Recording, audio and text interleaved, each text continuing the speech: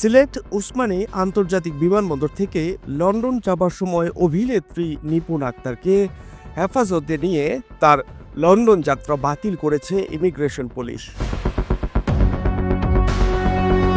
শুক্রবার সকাল 10টায় বিজি 201 ফ্লাইটে লন্ডনের উদ্দেশ্যে বিমানে ওঠার আগেই তার পাসপোর্ট আপলোড করে দেয় ইমিগ্রেশন পুলিশ। ইমিগ্রেশন পুলিশ জানায়, চিত্রনায়িকা নিপুণের লন্ডন যাত্রার বিষয়ে জাতীয় নিরাপত্তা গোয়েন্দা সংস্থা NSA এর আপত্তি থাকায় বিমানবন্দর কর্তৃপক্ষ তাকে জিজ্ঞাসাবাদের জন্য আটক করে। নিপুণের পাসপোর্ট ও অন্যান্য নথিপত্র যাচাই বাছাই শেষে তার লন্ডনগামী ফ্লাইট বাতিল করা হয়।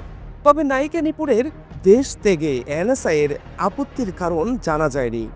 NSA থেকে আপত্তির বিষয়টি গুরুত্ব দিয়েই তাদের নির্দেশনা অনুযায়ী ব্যবস্থা নেওয়া হয়েছে বলে জানায় বিমানবন্দর ইমিগ্রেশন পুলিশ। জিজ্ঞাসাবাদ শেষে নিপুণ আক্তারকে ছেড়ে দেওয়ার বিষয়টি নিশ্চিত করেছেন বিমানবন্দরের ইমিগ্রেশন পুলিশের ওসি মোস্তফা নুরি বাহার। এদিকে চিত্রনায়িকা নিপুণের আটক এবং লন্ডন যাত্রা বাতিলের ঘটনায় রাজনৈতিক ও শোবিজ অঙ্গনে শুরু হয়েছে ব্যাপক তোলপাড়। গত 5 আগস্ট রাজনৈতিক পট পরিবর্তনের পর থেকেই লাপাক্কা আওয়ামী লীগের নেতাকর্মীরা।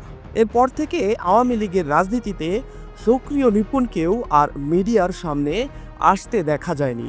নিপুণ দেশে আছেন নাকি লন্ডনে, সেটি নিয়ে ধোঁয়াশা ছিল এতদিন।